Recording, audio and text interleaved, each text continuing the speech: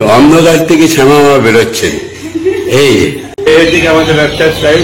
অনেকদিন ধরে বলছিলেন ব্যবসা সম্বন্ধে কিছু বলতে, ধীরে ধীরে শুনে চলতে হবে। ভয় পাই নাকি কাউকে? কি এই যে এই ভদ্রলোক কলার তুলে টুপি পরে শিল্পপতি গরিব মানুষ, ওকে বলে এই আলু পোস্ত ভাত আর মুখেরটা, মানে খুব সুন্দর হয়েছে, অসাধারণ অসাধারণ। জিদ কন্ট্রোল করতে পারলাম না, এই শেষ করে দিই। সুপ্রভাত, আমাদের তরফ থেকে সকলকে আমাদের আন্তরিক প্রীতি ও শুভেচ্ছা জানিয়ে আজকের দিনটা শুরু করলাম। ঘড়িতে বাজছে 8:15। এই যে আমি শরীরচর্চা করে শর্ট ভিডিও আপলোড করলাম। এখন স্নানে যাবো, 9:55 বাজছে। এই যে স্নান টান করে রেডি হয়ে গেছি। পূর্ণিমা এখনো তো আসেনি, যে একটু অফিসে যাই। ও দিদি চমকিয়ে যাবে, এই অন্ধকার থেকে বেরোছি।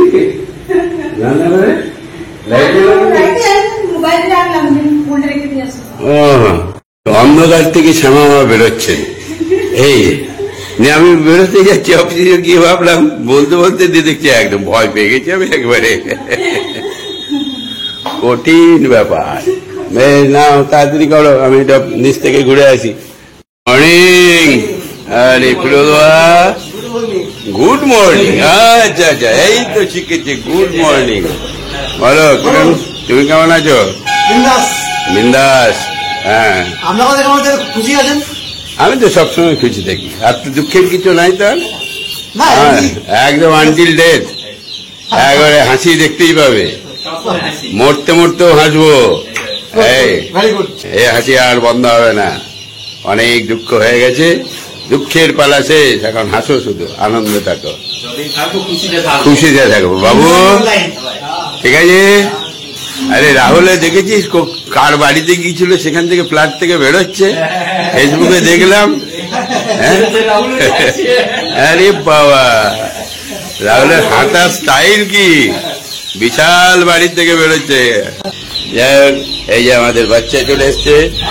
আজকে কত হলো? কত? 45 না, কত দিয়েছে বাচ্চা? কত দিয়েছে?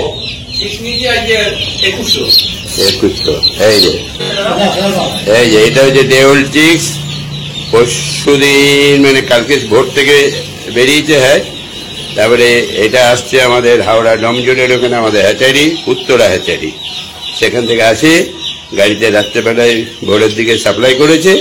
এটা আবার ফার্মে যাবে, সেখানে বড় হবে। মোটামুটি 38 দিনের মধ্যে 2 কিলো অ্যাবাভ হয়ে যাবে, সেলেবল হয়ে যাবে আর কি।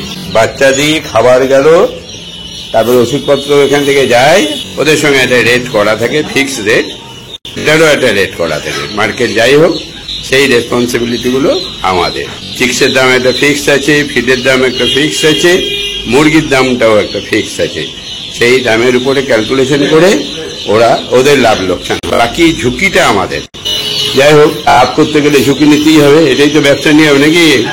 ডাক্তার কিরণ বাবু, এই হচ্ছে দাসবাবুর ম্যানেজার আমাদের। No risk no gain. এইটা হচ্ছে গিয়ে আমাদের বিজনেস। ফার্মারের সঙ্গে বাচ্চার রেট করা আছে একদম ঠিক, সারা বছরের জন্য চুক্তি। খাবারের রেট সারা বছরের জন্য চুক্তি, ভাড়া কমা যা কিছু সব আমাদের। প্রোডাকশন যেটা হবে তার রেটও ফাইনালাইজ করা থাকে, একটাই রেট। এইবারে মার্কেট কমে গেল, আমার লস হলো, মার্কেট বেড়ে গেলে আমার প্রফিট হলো। বাচ্চার ক্ষেত্রেও তাই, ফিডের ক্ষেত্রেও তাই।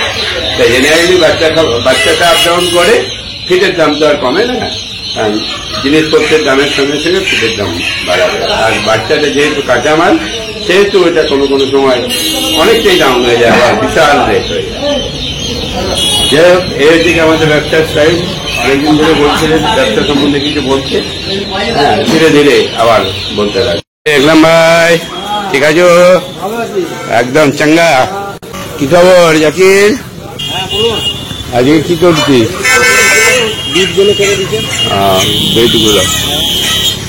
আচ্ছা, ওইটাও তো প্লাস্টার নামাতে হবে। আর ওইখানটা একটু ইয়েটা বলি যে বসার জায়গা করে ইয়েটাকে গার্ড করে দিতে, পাইপটাকে। নাহলে পাইপটা ভেঙে যাবে তো। আর ওটা জার্মানের লাইন, ডাইরেক্ট লাইন, ভেঙে গেলে সমস্যা হয়ে যাবে। ঠিক আছে, এদিকটা হয়ে গেলে এদিকটা করবো। হ্যাঁ, এদিকটা হয়ে গেলে এদিকটা তারপরে উপরে চলে যাবে। টুকটুক করে এখন বেশি গ্যাদারিং করো না, লোক কম, টুকটুক করে চলবে। 2-3টে করে লেবার দিয়ে কাজটা করতে থাকো টুকটুক করে। পছন্দ করে কে কিনে দিচ্ছে এগুলো না না না না না, এই জন্মদিনে সব গিফট দিয়েছে বন্ধু বান্ধব, আত্মীয় স্বজন, ভাগনা ভাগ্নি। হ্যাঁ না, কলার পাশে হবে, কলার তুলে চলতে হবে। ভয় পাই নাকি আমি কাউকে? কি এই যে এই ভদ্রলোক কলার তুলে টুপি পরে এখন এই কদিন হলো বুড়া হয়ে গেল, হ্যাঁ না? এত ভেঙে পড়েছে কেন? আরে তোমাকে দেখে আমি উৎসাহিত হয়েছি একটা সময়। যেহেতু আমি একা থাকি, কি করে থাকি, সেটা আমিও একা থাকি। ভালো তো, এতে একটু মনে হ্যাঁ, এই তোমাকে দেখে আমি শিখে নিয়েছি। কিন্তু তোমার আছে ভাবছো কেন? তাই জন্য নিয়মটা করো, মনের মধ্যে জায়গা ঠিক আছে। ঠিক আছে। তোমার নাম হচ্ছিল ওই যে আনিস, খুব ভালো ছিল। আমার 6-7 বছরের আগের জাকিরের যে কথাবার্তা, যে চালচলন, আজকে কিন্তু সেই জাকির আর নেই। হ্যাঁ, আর চিন্তা নেই। টেকি মিটার জাকিরের এখানে তখন কাজ করে আমাদের স্টাফেদের ওই মনে হয় এটা ওই ডাস্টবিন নিয়ে, হ্যাঁ ডাস্টবিন নিয়ে এমন সে উগ্র মেজাজ আমি দূর থেকে দেখেছি। তারপরে এমন এটা আনিসের ভাই, তখন হ্যাঁ হ্যাঁ যে এটা আনিস কিরকম আর ওর ভাই কেমন। কিন্তু পাল্টাতে তো হবেই, রক্ত কথা বলে। দাদা ভালো তো হবে না, হতেই হবে ওকে। বুড়ো বয়স এখন মেজাজি না, বয়সকালে মেজাজ বাড়াতে হবে, যৌবনে মেজাজ ঠান্ডা রাখো, মাথা ঠান্ডা রাখো, কাজ করতে হবে। এখন আর আমাদের কাজ কাম নাই। বেশ, আমার টিফিনের টাইমে গেছে, যাই বেশি 5টা শাড়ি গা হয়েছে, দাও দিয়ে দাও। 9:15। আজকে মাছ করার দরকার নেই, ওই বানি পাঠিয়ে দেবে বোয়াল মাছ। হ্যাঁ হ্যাঁ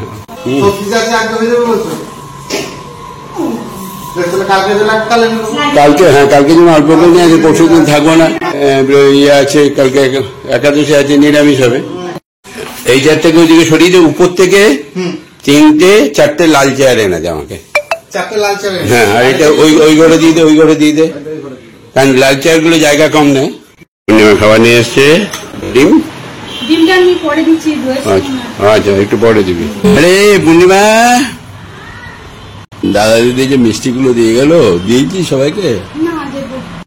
রাহুল তো চলে গেছে, রাহুলকে দিয়েছিস তো? এটা কি? আমার মাস্টারমশাইয়ের জন্য রেখো, গুডুল বাবু আসবে যখন একটু দিও। ও ছানা না, হ্যাঁ হ্যাঁ হ্যাঁ, দিয়ে দাও সব, একটা রেখে দাও। হ্যাঁ, লালটুকে দিয়ে, গৌতমকে দিয়ে দিবি সকালে, ওতে চলে যাবে। সকালেই দিতে হতো, কালকে দিয়ে দিবি, যে বলে দিবি যে কলকাতার কাকু কাকিমা দিয়ে গেছে। হ্যাঁ এসো।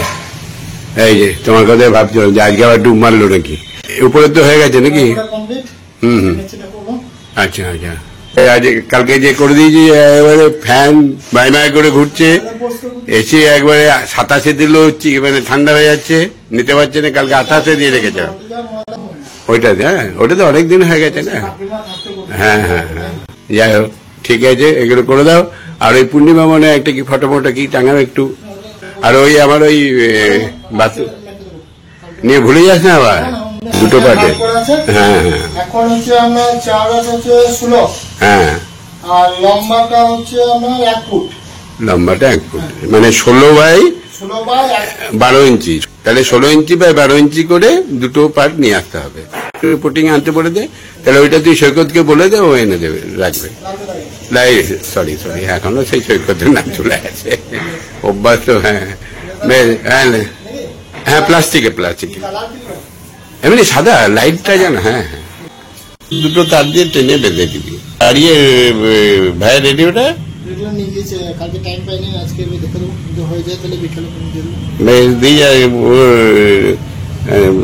তাড়াতাড়ি না করে আবার সেই রেগে যাবে, মাথা খারাপ করবে আরো, কারণ ওইটা নিয়েই তো পড়ে থাকে না। এই তাপসের আসার কথা, ওই জন্য বসে আছি, একটু যাবো ওই দাদার ওখানে, বিআই মশাই 75, অনেকদিন ধরে যায় নাই। হ্যাঁ, অনেকদিন আছে, ওরা বাবু পায়ে একটু চোট লেগে আছে। এই পূর্ণিমা একটু ঘর পরিষ্কার করছে, আর আমি ব্লগ এডিটিং করছি। 11:20 তাপসের 11টা আসার কথা। ওই যে আমাদের পার্টনার, যে ট্যুরের পার্টনার। বেশ, দেখি চাটা বললি বিধুবাবু আবার ভালো চা খান। পূর্ণিমা, এই যে তোমার বিদু কাকু আসবে, উনি তো আবার সেই আজে বাজে চা খাবেন না। তাই দুধ আছে? তাহলে ভালো করে চিনি। হ্যাঁ হ্যাঁ, সবারই বানিয়ে দাও। হ্যাঁ, দুধটা খুব ভালো করে বলছে বসাতে বল, এই এলেও বলে দেয় বেশি। হ্যাঁ হ্যাঁ, ঠিক আছে।